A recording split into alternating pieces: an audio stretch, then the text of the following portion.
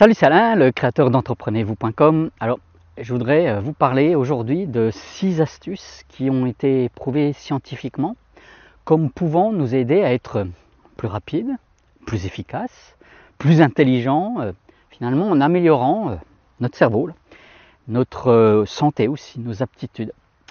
Mais avant de détailler tout cela, si tu es ou vous êtes nouveau sur cette chaîne, n'oublie pas que tu peux t'inscrire juste là, en cliquant là, sur le petit bouton qui est là.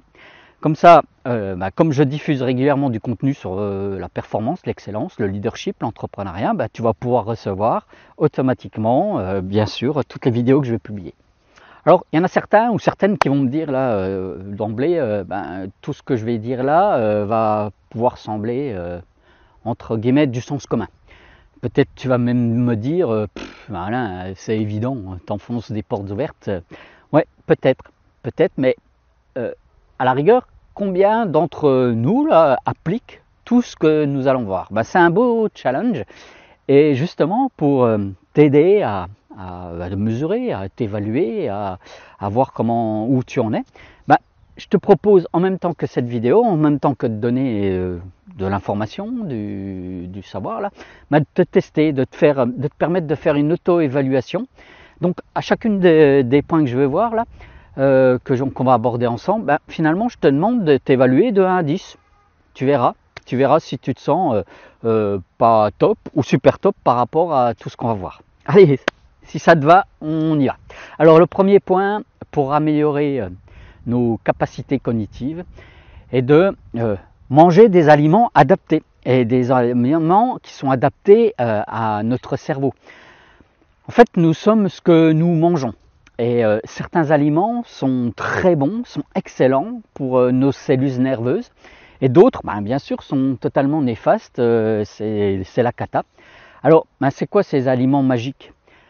En fait, ce sont tous les aliments qui ont des propriétés neuroprotectrices, genre le gras, mais non saturé. Par exemple, ça peut être l'avocat. Par exemple, j'en mange un demi-avocat au petit déjeuner. C'est un super conseil que j'ai eu d'un médecin, un cardiologue réputé en Suède. Ça peut être aussi, par exemple, des myrtilles, en fait, tous les fruits, toutes les baies. Ou ça peut être de l'huile de coco, du saumon. En fait, tous ces aliments sont des aliments neuroprotecteurs. Alors, comment tu t'évalues toi en termes d'alimentation, de 1 à 10 là?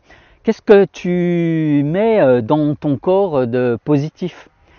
D'ailleurs, puisqu'on nous parlons d'aliments, c'est le deuxième point qui pourrait être apprendre à manger l'arc-en-ciel.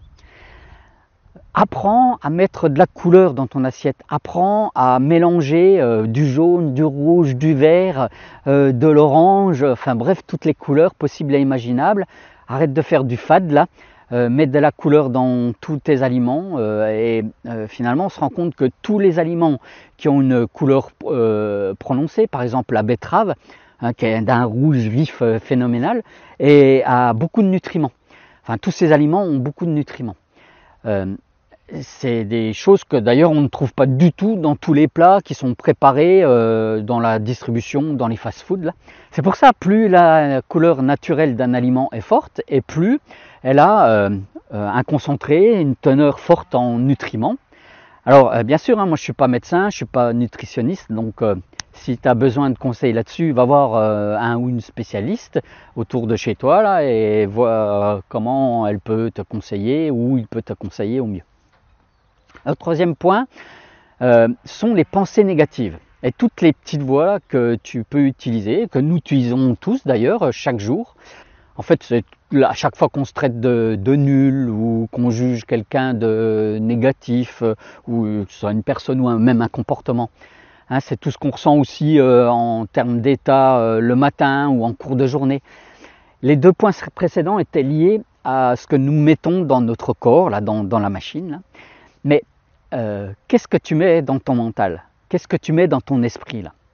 Nos comportements, donc nos actions, sont liées à nos croyances. En se répétant à longueur de journée je suis fatigué, il m'aime pas, je suis nul, j'ai pas assez d'argent, je suis trop vieux.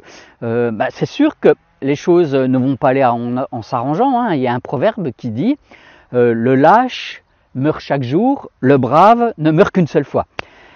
À force de te dire que tu as peur de, par exemple, parler en public, que tu n'es pas assez bon pour faire du sport, comme le cerveau ne fait pas de différence entre ce qui est vrai et ce qui est une croyance, bien sûr, c'est évident, hein, tu ne vas pas arriver à aller parler en public ou tu ne vas pas arriver à te mettre au sport, ouais, c'est sûr, hein, c'est gagner d'avance, hein, et c'est comme ça que tu ne vas pas gagner d'argent, c'est comme ça que tu ne vas pas gagner de clients.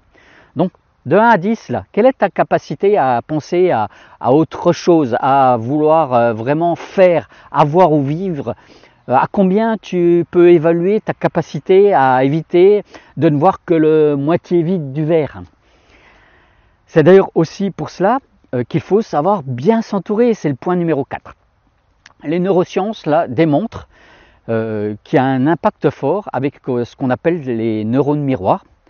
Et finalement, cette capacité que nous avons tous à influencer par notre comportement ceux qui nous entourent, et puis bien sûr, c'est réciproque. Les autres, ceux qui nous entourent, influent aussi notre comportement. Donc, évalue ton réseau social. Alors, bien sûr, là, je ne parle pas de Facebook ou d'Instagram. Hein. Non, je te demande d'évaluer l'état d'esprit, le comportement des personnes qui t'entourent, qui sont avec toi dans la vraie vie, là. Tes amis, tes collègues. Alors, quelles sont les personnes que tu côtoies, par exemple, dans des événements? Quelles sont les personnes que tu rencontres là où tu vas? Quels sont les médias que tu regardes ou quels sont les livres que tu lis? Hein, toujours pareil là. Tu évalues ça de 1 à 10. Comment tu nourris ton mental? Ensuite, le point 5, c'est, j'en ai déjà parlé pas mal à maintes reprises, notamment sur cette chaîne là, c'est le fait de bouger. Bouger est une source bénéfique pour améliorer nos connexions neuronales parce que notamment nous sécrétons comment on appelle ça, une protéine qui s'appelle le BDNF. Je vais te mettre un lien quelque part là au-dessus ou dans la description, là tu retrouveras cette vidéo. Mais fais en sorte là d'évaluer aussi de 1 à 10, est-ce que tu bouges suffisamment tous les jours? Est-ce que tu prends le temps de marcher à la place de te déplacer en voiture? Est-ce que tu prends les escaliers à la place de prendre l'ascenseur? Fais-tu un peu ou beaucoup de sport ou de l'activité physique? Non, c'est 1. 10, ouais, tu es au top. Et de la même façon, en point 6, là, évalue aussi ton environnement dans lequel tu vis et dans lequel tu travailles. Avoir par exemple un bureau qui est bien rangé va stimuler ton envie de passer à l'action, va apporter aussi de la clarté. Alors, est-ce que tu as un environnement sain autour de toi là? Est-ce que tu travailles dans un bureau par exemple qui est clair, qui a de la lumière? Est-ce que tu dors par exemple dans une chambre aérée où il ne fait pas trop chaud? Est-ce que tu bois de l'eau qui n'est pas polluée? Tout ça, c'est très contributeur à améliorer tes capacités cognitives. Alors, comment tu évalues ton environnement, hein? Comment fais-tu pour vivre dans un environnement sain? Toujours pareil, de 1 à 10, comment tu évalues tout ça? Autre point, sais-tu que Einstein a posé les bases de la relativité alors qu'il dormait, là, enfin, surtout par rapport à un rêve. Et d'après toi, comment était créée par exemple la chanson des Stones là, qui s'appelle Satisfaction, ou comment était créée la machine à coudre, ou comment James Cameron a eu l'idée de Terminator là? Tout simplement à partir de rêves. Ce sont les rêves qui nous permettent d'avoir de la créativité. C'est pour ça que le point 7 est essentiel, c'est le fait de prendre soin de son sommeil. Le sommeil est notre capacité à trier, à stocker, à remettre en place un peu tout ce qui s'est passé en cours de notre journée. C'est là aussi que notre inconscient va prendre le pas sur notre conscient. Alors, quelle est la qualité de ton sommeil? Est-ce que tu arrives à éloigner ton smartphone de ton lit le soir là? Est-ce que tu arrives à éviter toutes les lumières bleues là avant de te coucher, tout ce qui vient des écrans par exemple? Fais-tu en sorte de ne pas dormir dans une pièce trop chaude, car finalement tout ceci peut contribuer à une mauvaise qualité de ton sommeil. Donc voilà, de 1 à 10, comment évalues-tu, c'est dur à dire, ton sommeil?